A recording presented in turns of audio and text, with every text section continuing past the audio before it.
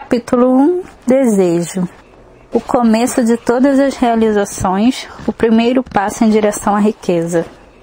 Quando há mais de 30 anos, Edwin C. Barnes desceu do trem de carga em Orange, Nova Jersey, podia parecer um vagabundo, mas seus pensamentos eram os de um rei. Enquanto fazia o percurso entre a estação de trem e o escritório de Thomas E. Edison, sua mente trabalhava. Ele se via pedindo a Edison uma oportunidade para levar adiante sua ideia fixa, o desejo ardente de tornar-se sócio na empresa do grande inventor. O que Barnes levava consigo não era uma esperança, não era uma simples vontade, era um desejo intenso e pulsante, que transcendia qualquer coisa, era definitivo. O desejo que levou Barnes a aproximar-se de Edison já o acompanhava há muito tempo, um desejo dominante. No começo, pode ter sido, e provavelmente foi, somente uma vontade, mas não naquele momento. Durante anos, muitas vezes, Edwin C. Barnes e Edison ficaram frente a frente no mesmo escritório onde se encontraram pela primeira vez. A essa altura, porém, o desejo de se transformar em realidade. Os dois eram sócios. O maior sonho da vida de Barnes acontecera. Muitos o invejaram, acreditando suas conquistas a um golpe de sorte. Só viam os dias de triunfo, sem se dar ao trabalho de investigar a causa do sucesso. Barnes obteve êxito porque escolheu uma meta definida e nela concentrou toda a energia, todo o poder, todo o esforço.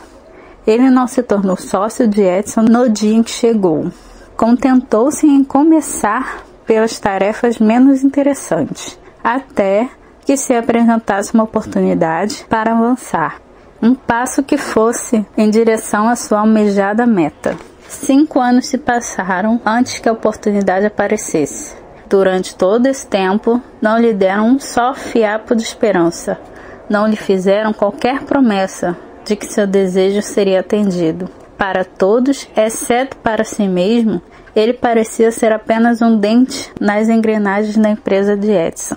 Em sua mente, porém, ele era o sócio de Edison o tempo todo, desde o dia em que começara a trabalhar. Essa é uma demonstração notável do poder de um desejo definido. Barnes conquistou sua meta porque, acima de qualquer outra coisa, queria ser sócio de Edison.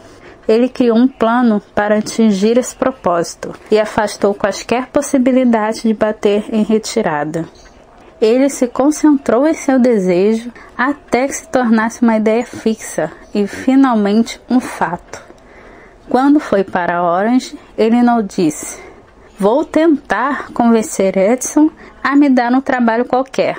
Ele disse: "Vou ver Edison e mostrar que vim para ser seu sócio." Ele não disse: "Vou trabalhar lá por alguns meses e, se não for promovido, desisto e procuro outro emprego." Ele disse: "Vou começar em qualquer função, fazendo tudo o que Edison mandar, mas em breve serei seu sócio." Ele não disse: "Vou ficar atento a outras oportunidades, para o acaso de não conseguir o que quero nas organizações de Edison." Ele disse: "Só existe uma coisa no mundo que estou determinado a conseguir, que é ser sócio de Thomas E. Edison em sua empresa. Vou afastar qualquer possibilidade de bater em retirada e apostar todo o meu futuro na minha capacidade de conseguir o que desejo." Ele não deixou qualquer possibilidade de desistência. Era vencer ou morrer. Essa é a história de sucesso de Barnes. Há muito tempo, um grande guerreiro se viu diante de uma circunstância em que era necessário tomar uma decisão que garantisse a vitória no campo de batalha. Devia lançar seu exército contra um poderoso adversário, que contava com tropas muito mais numerosas.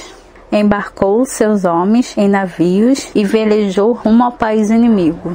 Lá, desembarcou soldados e equipamentos e deu a ordem de queimar os navios em que tinham viajado.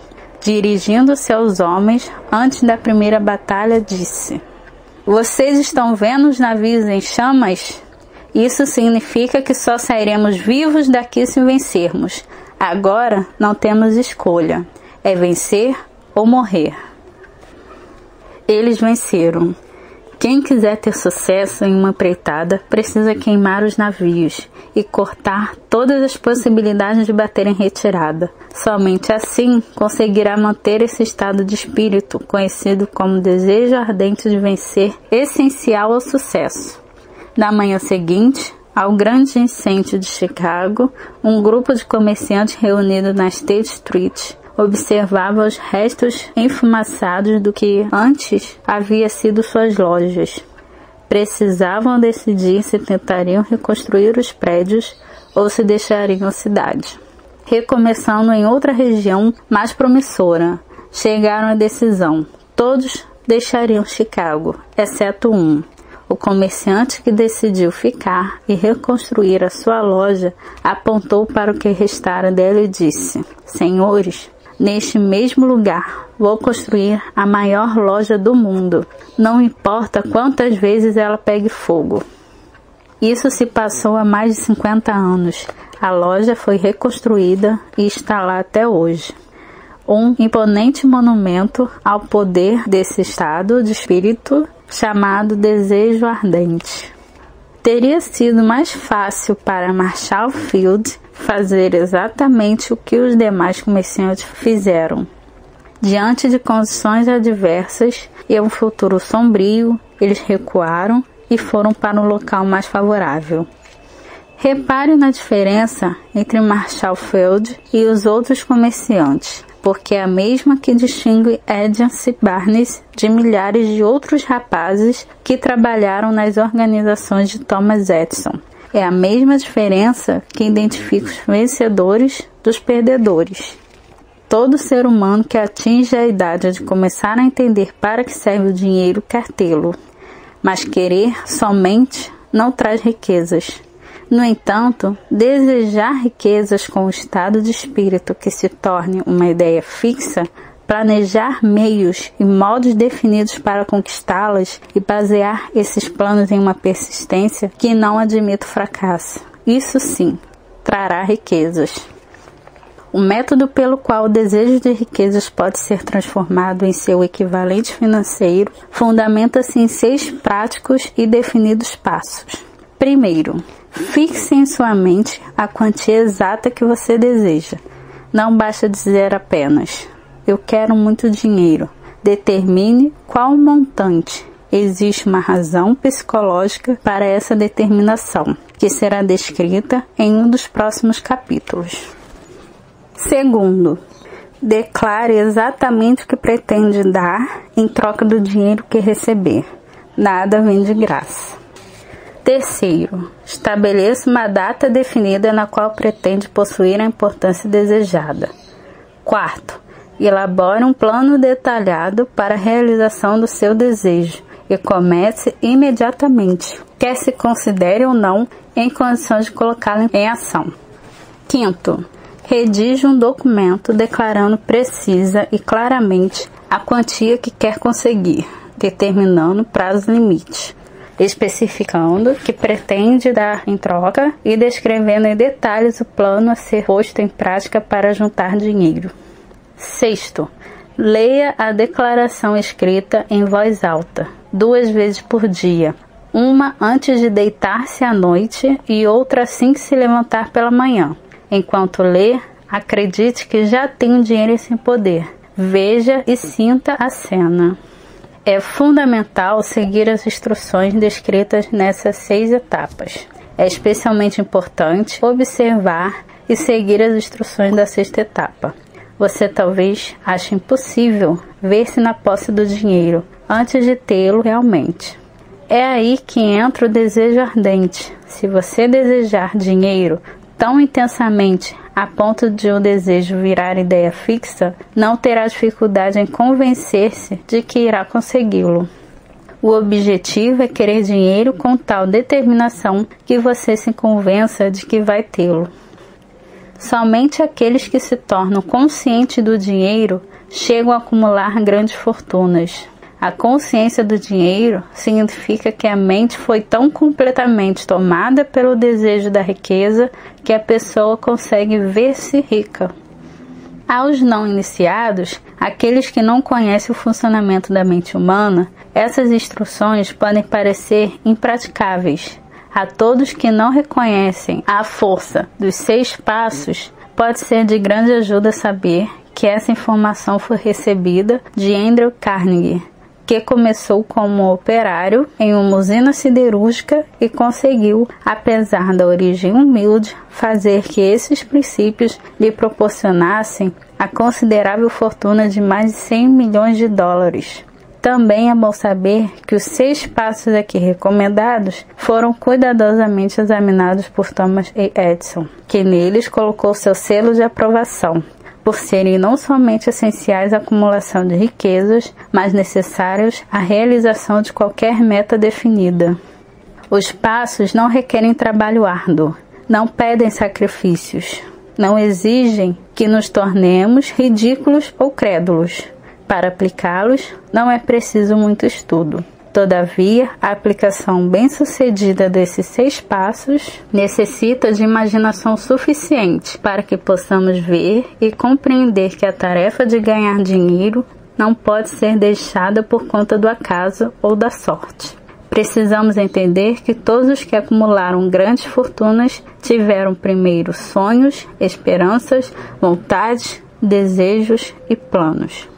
É importante enfatizar que as riquezas só chegam em grande quantidade quando as desejamos ardentemente e nos vemos na posse delas.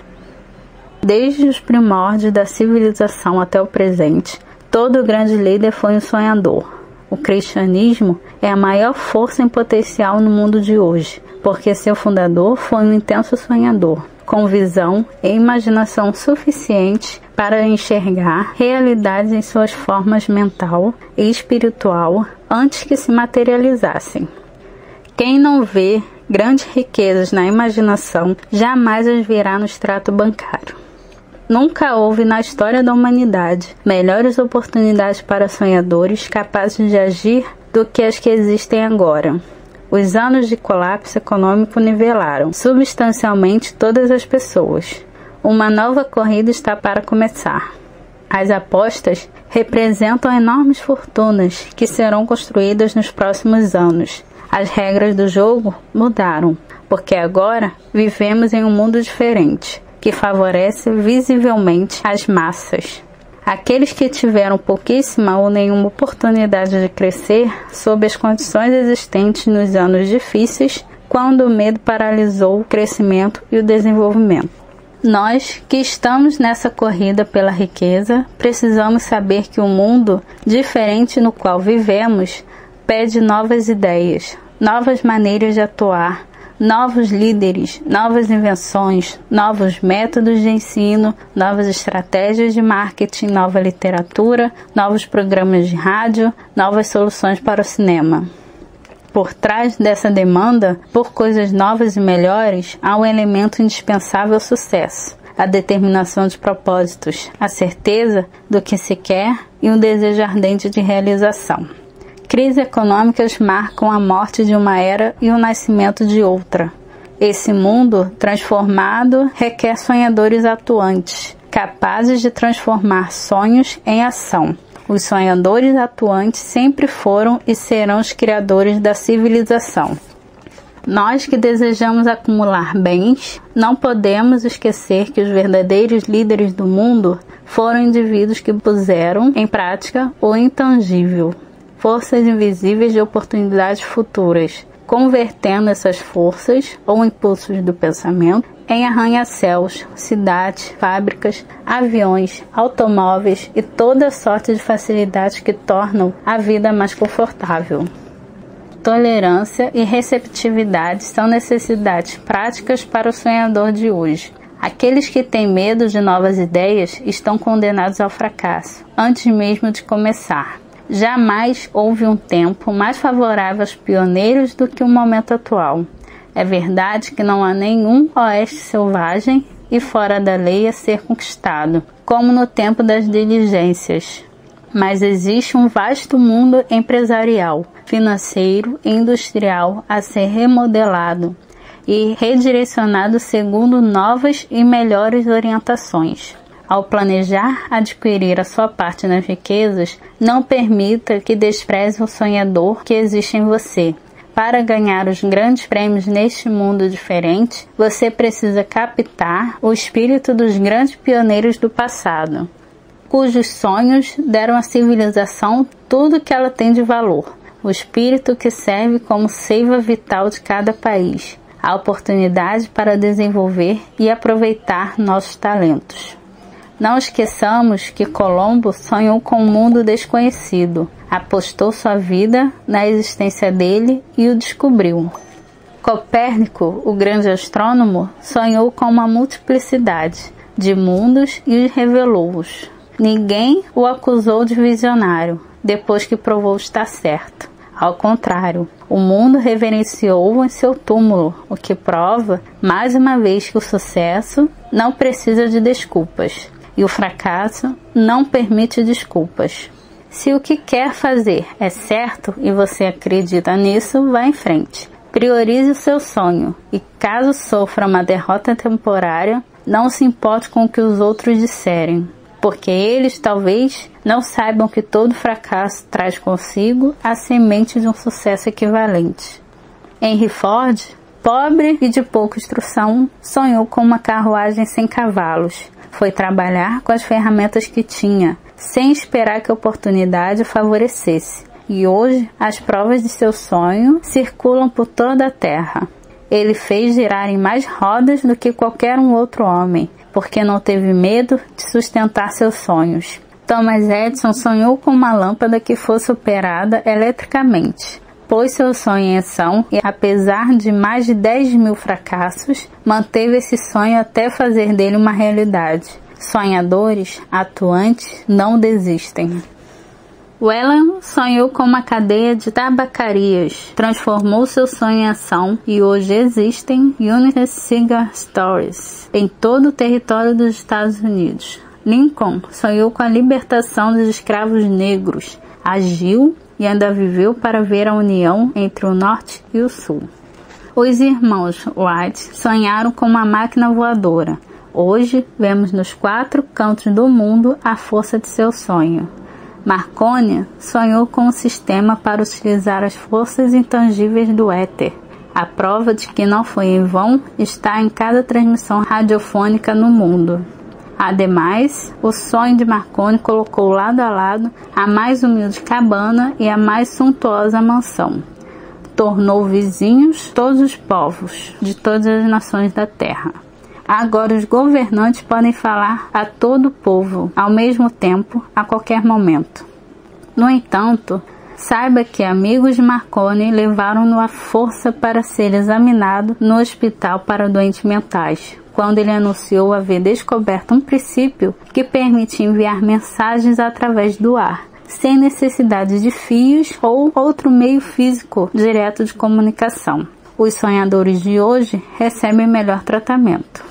O mundo se acostumou a descobertas, e mais, tende-se a recompensar o sonhador que traz ao mundo uma nova ideia. Toda grande realização foi, primeiramente e por algum tempo, apenas um sonho. A árvore dorme dentro do fruto, o pássaro espera no ovo, e na mais alta visão da alma, o anjo fica de guarda. O sonho é a semente da realidade. Sonhadores do mundo, animem-se, apareçam e mexam-se. A sua estrela está subindo. As crises econômicas ensinam humildade, tolerância e compreensão, e trazem a oportunidade que todos esperam. O mundo está cheio de oportunidades que os sonhadores do passado jamais conheceram. Um desejo ardente de ser e de fazer deve ser o ponto de onde partem os sonhadores. O sonho não nasce da indiferença, da preguiça, nem da falta de ambição. Os sonhadores deixaram de ser alvos de chacota ou desprezo. Se não acredita, vá ao Tennessee, nos Estados Unidos, e veja o que um presidente sonhador fez para controlar e aproveitar a força da água. Anos antes, tal sonho seria considerado loucura. Se você se decepcionou, sofreu uma derrota, sentiu o coração dentro do peito ser esmagado até sangrar, tenha coragem, pois essas experiências são recursos de valor incomparável. Elas fortalecem o espírito. Lembre-se também de que todos os que obtiveram êxito na vida começaram de baixo e ultrapassaram enormes dificuldades até chegar lá. Usualmente, na vida dos bem-sucedidos, a virada ocorreu em um momento de crise, durante o qual foram apresentados a seu outro eu. John Bunyan, depois de ter sido preso e severamente punido em razão de suas ideias sobre religião, escreveu O Peregrino, A Viagem do Cristão à Cidade Celestial, livro que se encontra entre os melhores de toda a literatura inglesa. O. Henry, considerado um dos maiores contistas norte-americanos, descobriu o gênio adormecido em seu cérebro, quando problemas do mundo dos negócios o levaram à cadeia em Columbus, Ohio. Forçado pela infelicidade a tomar conhecimento de seu outro eu e a usar a imaginação, ele descobriu que era um grande autor, e não um rejeitado, um criminoso miserável. Os caminhos da vida são estranhos e tortuosos, e mais estranhos ainda são os rumos da inteligência infinita, que força o indivíduo algumas vezes a passar por todo tipo de castigo, até descobrir no próprio cérebro a capacidade de criar ideias úteis por meio da imaginação. Thomas Edison, o maior inventor e cientista do mundo, foi telegrafista comum e falhou inúmeras vezes antes de ser levado finalmente à descoberta do gênio adormecido em seu cérebro. Charles Dickens começou colocando etiquetas em potes de graxa. A tragédia de seu primeiro amor atingiu as profundezas de sua alma, fazendo dele um dos grandes autores do mundo. Essa tragédia produziu David Copperfield e depois uma sucessão de outros trabalhos, que tornaram o mundo melhor e mais rico para todos os leitores. Geralmente, as desilusões de amor têm o efeito de levar os homens à bebida e as mulheres à ruína. Isso porque a maioria das pessoas nunca aprende a arte de transformar suas mais fortes emoções em sonhos de natureza construtiva. Helen Keller ficou surda, muda e cega pouco depois do nascimento. Apesar das sérias deficiências, ela escreveu seu nome para sempre nas páginas da história dos grandes. Sua vida comprovou que ninguém é jamais derrotado, até que aceite a derrota como realidade. Robert Burns era um jovem camponês inculto, assolado pela pobreza, e podia ter sido apenas mais um beberrão, mas fez o mundo ficar melhor, traduzindo lindos pensamentos em forma de poesia, e assim arrancando espinhos e plantando rosas em seu lugar. Booker T. Washington nasceu escravo e foi discriminado pela condição e pela cor. Por exercer a tolerância, ter sempre a mente aberta para todos os assuntos e ser um sonhador, deixou sua marca, para o bem de toda uma raça. Beethoven era surdo, Milton era cego, mas seus nomes serão lembrados para sempre, pois eles sonharam e transformaram seus sonhos em pensamentos organizados. Antes de passar para o próximo capítulo, acenda outra vez na sua mente o fogo da esperança, fé, coragem e tolerância. Com esses sentimentos e conhecimento suficiente dos princípios descritos, tudo mais que precisar virá a você. Quando chegar o momento, se estiver pronto. Deixemos Ralph Waldo Emerson, escritor e filósofo norte-americano, expor seu pensamento nestas palavras. Cada provérbio, cada livro, cada máxima que sirva de auxílio e conforto certamente lhe chegará através de caminhos diretos ou tortuosos, e todo amigo de alma grandiosa e gentil o prenderá em seu abraço. Há uma diferença entre desejar algo e estar pronto para recebê-lo. Ninguém recebe se não acredita. Precisa haver um estado de crença e não de simples esperança ou vontade. Deixar a mente aberta é essencial para crer. Mentes fechadas não inspiram fé, nem coragem. Lembre-se de que é necessário o mesmo empenho tanto para pensar grande, pedir abundância e prosperidade, como para aceitar a miséria e a pobreza. Um grande poeta declarou essa verdade universal com muita propriedade nesses versos. Fiz com a vida o trato de receber uma moeda, e a vida não me pagou mais, embora mais tarde eu pedisse, ao verificar o pouco que tinha. Porque a vida é um patrão justo que dá o que você pede. Mas, uma vez acertado o pagamento, é preciso suportar a tarefa. Eu me contentei com o salário vil, só para descobrir, consternado, que a vida me pagaria de boa vontade o que eu tivesse pedido. O desejo supera a mãe natureza. Para encerrar adequadamente este capítulo, eu quero apresentar uma das pessoas mais incomuns que conheci. Eu o vi pela primeira vez há 24 anos, poucos minutos após seu nascimento. Ele veio ao mundo sem qualquer vestígio físico de orelhas, e o médico admitiu, quando pressionado a opinar que a criança provavelmente jamais conseguiria ouvir nem falar. Desafiei a opinião do médico. Tinha o direito de fazê-lo, pois era o pai do bebê. Naquele momento, tomei uma decisão que, no entanto, revelei apenas ao meu coração. Decidi que meu filho iria ouvir e falar. A natureza podia mandar-me uma criança sem orelhas, mas não podia obrigar-me a aceitar a realidade daquela situação. Em minha mente, sabia que meu filho iria ouvir e falar. Como? Tinha certeza de haver um caminho, que de um jeito ou de outro eu encontraria. Pensei nas palavras do imortal Emerson. O curso de todas as coisas nos ensina a fé. Só precisamos aprender. Existe um guia para cada um de nós e, ouvindo humildemente, reconheceremos a palavra certa. A palavra certa? Desejo? Mais do que qualquer outra coisa, eu desejava que meu filho não fosse um surdo-mudo. E nunca abri mão desse desejo, nem por um segundo. Muitos anos antes, eu havia escrito: as únicas limitações são aquelas que estabelecemos em nossa mente. Pela primeira vez, eu perguntava se aquela seria uma afirmação verdadeira. Deitado na cama, diante de mim, estava um recém-nascido, sem os recursos naturais necessários à audição. Ainda que pudesse ouvir e falar, algo lhe faltaria para sempre. Certamente, não se tratava de uma limitação que ele tivesse imposto a si próprio. O que eu poderia fazer a respeito? De alguma forma, encontraria um jeito de transplantar para a mente daquela criança o meu desejo ardente, de tal modo que o som chegaria ao seu cérebro sem a ajuda de ouvidos.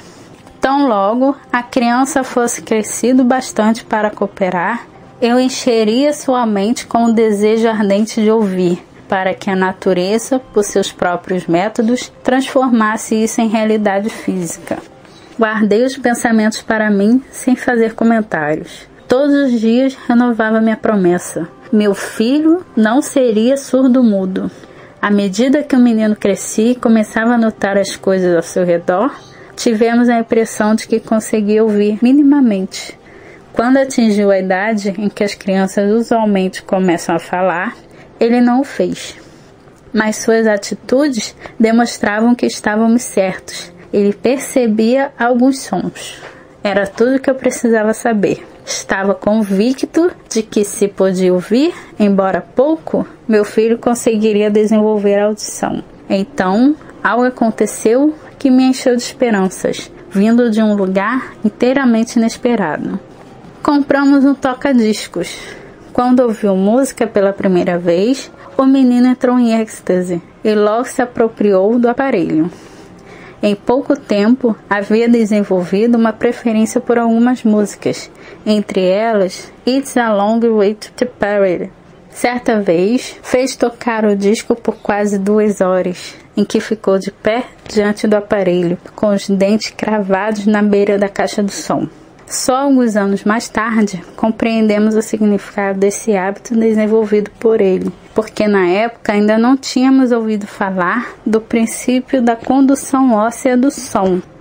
Pouco tempo depois de meu filho ter se apropriado do toca-discos, descobri que ele me ouvia com razoável clareza quando eu falava com os meus lábios tocando seu osso mastoide, ou na direção da base de seu cérebro.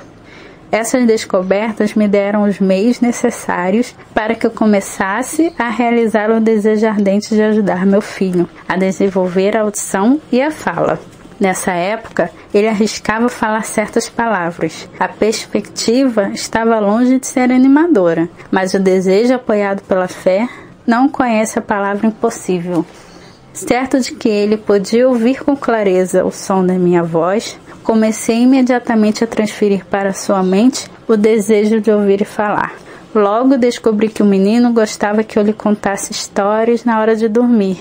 Assim, pus mãos à obra, criando histórias destinadas a desenvolver nele a autoconfiança, a imaginação e um intenso desejo de ouvir e ser normal. Havia especialmente uma história que eu enfatizava, dando-lhe novas e dramáticas cores a cada vez que a contava. Com isso, tentava plantar na mente da criança o pensamento de que sua deficiência não era uma desvantagem, mas um recurso de grande valor. Apesar de todas as filosofias que eu havia estudado indicarem claramente que cada adversidade traz consigo a semente de uma vantagem equivalente, preciso confessar, não fazia a menor ideia de como tal deficiência poderia tornar-se um fator positivo. No entanto, continuei minha prática de integrar essa filosofia às histórias da hora de dormir, esperando que um dia ele mesmo encontrasse um meio de tirar proveito de sua deficiência. A razão me dizia francamente que não havia compensação adequada para a falta de ouvidos e do aparelho natural de audição, mas o desejo apoiado na fé superou a razão e inspirou-me a continuar. Analisando a experiência, posso ver agora que a fé depositada em mim pelo meu filho teve muito a ver com o impressionante resultado. Ele jamais questionou o que eu lhe dizia. Eu o convenci de que possuía uma nítida vantagem sobre os irmãos mais velhos. Vantagem esta que se manifestaria de diversas maneiras. Os professores, por exemplo, observando que ele não tinha orelhas, lhe dariam especial atenção e o tratariam com extraordinária gentileza. E foi o que aconteceu. A mãe dele tratou disso, visitando os professores e solicitando mais cuidado com aquele aluno.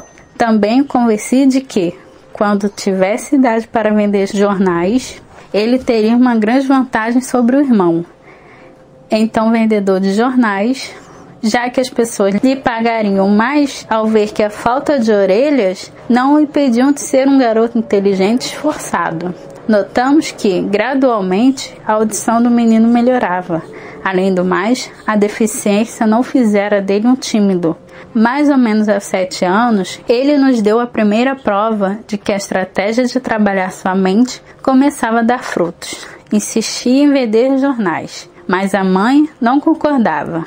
Achava perigoso deixá-lo sair à rua sozinho. Ele então decidiu resolver a questão. Uma tarde, em que ficou em casa com os empregados, pulou a janela da cozinha, alcançando o quintal, e foi à luta. Pediu 6 centavos emprestado ao sapateiro da vizinhança, comprou jornais, vendeu-os, reinvestiu o dinheiro e durante a tarde inteira repetiu a operação. Após fazer as contas e pagar ao banqueiro o dinheiro que havia tomado emprestado, teve um lucro líquido de 42 centavos. Quando chegamos em casa naquela noite, nós o encontramos dormindo em sua cama com o dinheiro apertado na mão. Então, a mãe abriu-lhe a mão, pegou as moedas e chorou. Chorar pela primeira vitória do filho parecia tão inadequado. Minha reação foi inversa. Ri alegremente, porque soube que o esforço para plantar na mente daquele menino uma atitude de autoconfiança fora bem sucedido. Sua mãe viu um pequeno menino surdo que, em seu primeiro empreendimento, tinha ido para as ruas sozinho e arriscado a vida para ganhar dinheiro. Eu vi um pequeno negociante corajoso, empreendedor, ambicioso e autoconfiante, cuja fé em si mesmo havia subido 100%, já que entraram no mundo dos negócios por conta própria e venceram. O resultado me agradou, porque percebi nele aptidões que o acompanhariam pela vida fora. O futuro confirmaria isso. Quando seu irmão mais velho queria alguma coisa, deitava-se no chão, esperneava, chorava e conseguia. Quando o pequeno menino surdo queria alguma coisa, planejava um meio para ganhar dinheiro e comprava o objeto desejado com recursos próprios. E ele ainda faz isso. Na verdade, meu filho me ensinou que deficiências podem ser aceitas como obstáculos e usadas como desculpas, ou consideradas degraus a serem galgados rumo a uma meta estabelecida. O menino surdo cursou o ensino fundamental, o ensino médio e a faculdade sem ouvir os professores, a menos que falassem perto dele e bem alto.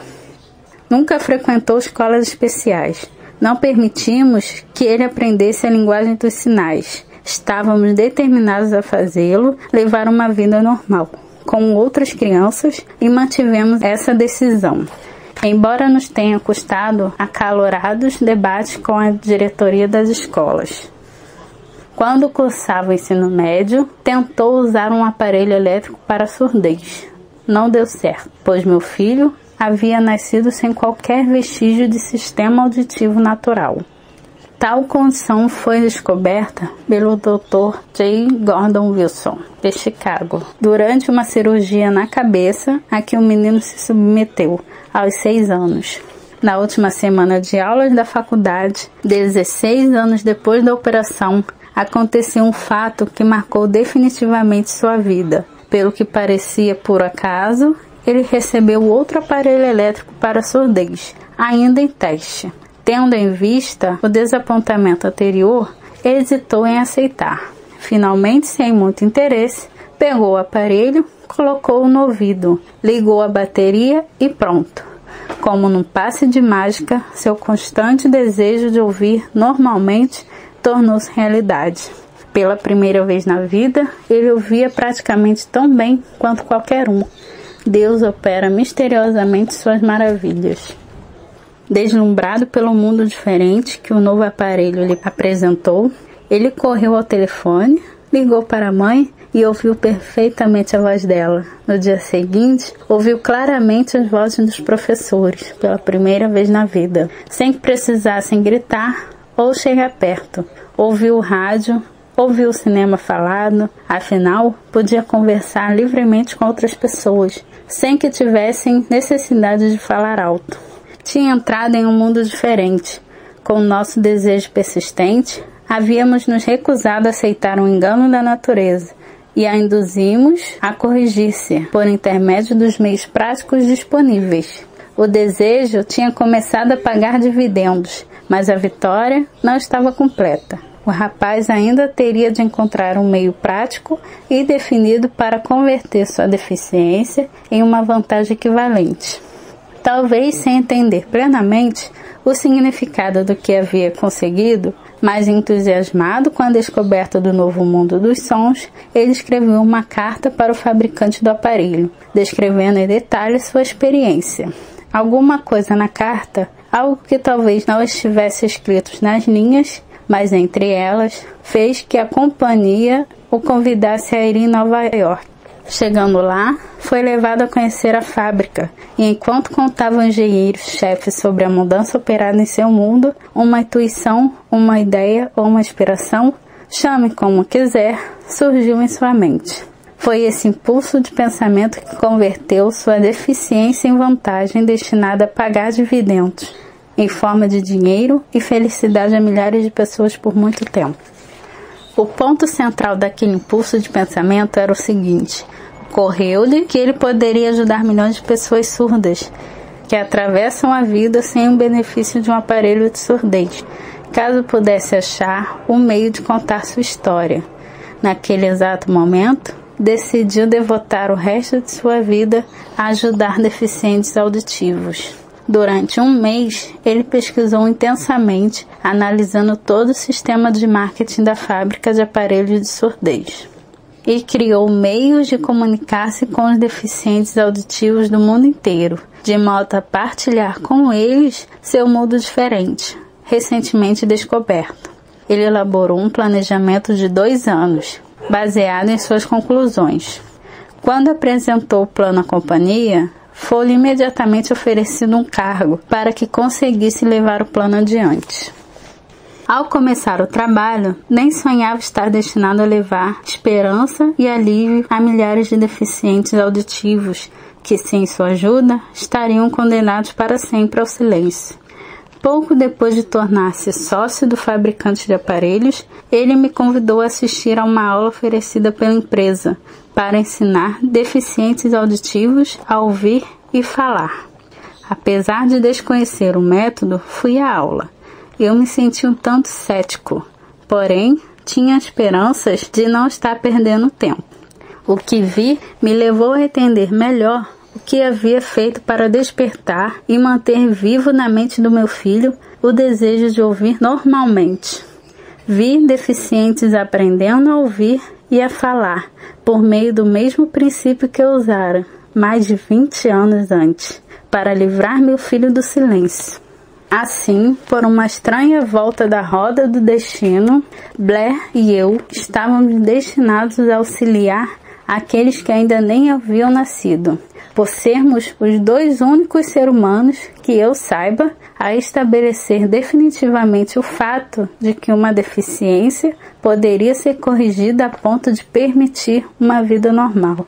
Se havia sido possível para um, seria possível para outros. Não tenho dúvidas de que Blair teria sido surdo-mudo por toda a vida, se sua mãe e eu não tivéssemos moldado sua mente como fizemos. O próprio médico que fez o parto disse, confidencialmente, que a criança poderia nunca ouvir ou falar. Há pouco tempo, Dr. Irving Voorhees, um notável especialista em casos semelhantes, examinou Blair muito cuidadosamente. Ficou espantado ao verificar como meu filho ouve e fala bem, pois, segundo ele, o exame indicava que, teoricamente, o rapaz não seria capaz de ouvir de forma alguma. Mas ele ouve, apesar de raios-x demonstrarem que não existe qualquer abertura no crânio que permita a ligação entre som e cérebro. Quando implantei na mente do meu filho o desejo de ouvir, falar e viver como uma pessoa comum, esse impulso foi acompanhado de uma estranha influência que fez a natureza construir uma ponte sobre o abismo de silêncio, ligando o cérebro ao mundo exterior por meios que nem os mais capacitados e especialistas foram capazes de interpretar. Seria sacrilégio conjecturar a respeito desse milagre da natureza. É imperdoável deixar de contar ao mundo tudo o que sei sobre a humilde parte que me cabe nessa estranha experiência. É meu dever e um privilégio dizer que acredito, e não sem motivos, que nada é impossível àquele que apoia seu desejo numa fé inabalável. Na verdade, um desejo ardente possui meios estranhos de se transformar em seu equivalente material. Blair desejou ouvir normalmente e conseguiu. Nasceu com uma deficiência que poderia facilmente levar alguém com um desejo menos definido às ruas com uma canequinha na mão. No entanto, o que seria uma desvantagem serviu de meio para a prestação de um serviço a milhares de deficientes auditivos, além de garantir-lhe um emprego útil e uma remuneração adequada para o resto da vida. As mentirinhas brancas que coloquei em sua mente quando ele era criança, levando-o a acreditar que sua deficiência se tornaria uma vantagem, foram justificadas. Na verdade, não há nada, certo ou errado, que a crença e o desejo ardente, juntos, não possam realizar. Eles estão aí à disposição de todos. Em toda a minha experiência no trato com homens e mulheres com problemas pessoais, jamais encontrei um caso que demonstrasse mais significativamente o poder do desejo. Às vezes, autores cometem o erro de escrever sobre assuntos a respeito dos quais possuem apenas um conhecimento elementar ou superficial. Tive a sorte e o privilégio de usar a deficiência do meu filho para testar a eficácia do poder do desejo. Talvez tenha sido providencial o que aconteceu, pois certamente ninguém está mais preparado do que ele para servir de exemplo do poder do desejo posto à prova. Se até Mãe Natureza vergou-se diante da força do desejo, parece-lhe lógico que seres simplesmente humanos possam derrotar um desejo ardente? O poder da mente humana é estranho e imponderável. Não entendemos o método pelo qual a mente utiliza cada circunstância, cada indivíduo, cada objeto a seu alcance, como meio de transformar o desejo em sua contrapartida física. Quem sabe um dia a ciência descubra esse segredo. Plantei na mente do meu filho o desejo de ouvir e falar, como uma pessoa comum ouve e fala. Esse desejo tornou-se realidade. Plantei em sua mente o desejo de converter sua maior deficiência em sua maior vantagem. Esse desejo foi realizado. O modus operandi pelo qual um resultado espantoso foi alcançado não é difícil de descrever. São 3 fatos bem definidos. Primeiro, misturei a fé com o desejo de ouvir normalmente e passei isso para o meu filho. Segundo, comuniquei-lhe o meu desejo de todas as formas possíveis e imagináveis, em um esforço contínuo e persistente, durante vários anos. Terceiro, ele acreditou em mim. Quando eu terminava este capítulo, chegou-me a notícia da morte de Madame Schumann's-Reich. Um parágrafo curto no texto da notícia apontava o estupendo sucesso como cantora dessa mulher especial. Transcrevi o parágrafo, porque nele se vê que ela chegou ao sucesso exatamente pelo desejo.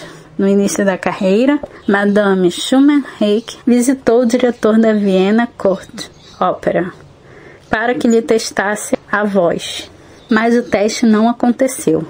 Depois de um rápido olhar na jovem, sem graça e pobremente vestida, o diretor exclamou de modo nada gentil: "Com essa cara e sem nenhuma personalidade, como pode esperar ser bem-sucedida em ópera? Minha jovem, desista da ideia. Compre uma máquina de costura e vá trabalhar. Você nunca será uma cantora." Nunca é tempo demais. O diretor da Vienna Court Opera entendia muito da técnica do canto, mas sabia pouco sobre o poder do desejo quando ele se torna ideia fixa. Se soubesse mais sobre esse poder, não teria cometido o engano de condenar um gênio sem dar-lhe uma oportunidade. Há alguns anos, um dos meus sócios ficou doente. Como piorava cada dia, foi encaminhado a um hospital para ser operado. Quando ia ser levado para a sala de cirurgia, olhei-o e pensei: como alguém tão magro e abatido como ele conseguirá enfrentar com sucesso uma operação tão séria? O cirurgião avisou que havia pouca chance, ou quase nenhuma, de vê-lo novamente com vida. Mas essa era a opinião do médico, não a do paciente.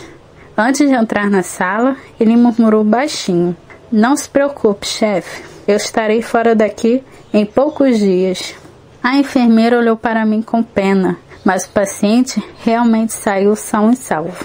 Depois que tudo acabou, o médico disse: "Ele foi salvo pelo desejo de viver. Nunca teria sobrevivido se tivesse aceitado a possibilidade da morte." Creio na força do desejo apoiado pela fé, porque vi esse poder levar homens de origem muito humilde a posições de poder e riqueza. Eu vi livrar vítimas das garras da morte. Eu vi servir de meio para que indivíduos recomeçassem após terem sido derrotados das mais diversas formas. Eu vi dar ao meu filho uma vida normal, feliz e bem-sucedida, apesar de a natureza o ter trazido ao mundo sem os ouvidos. Como pode alguém despertar e usar o poder do desejo?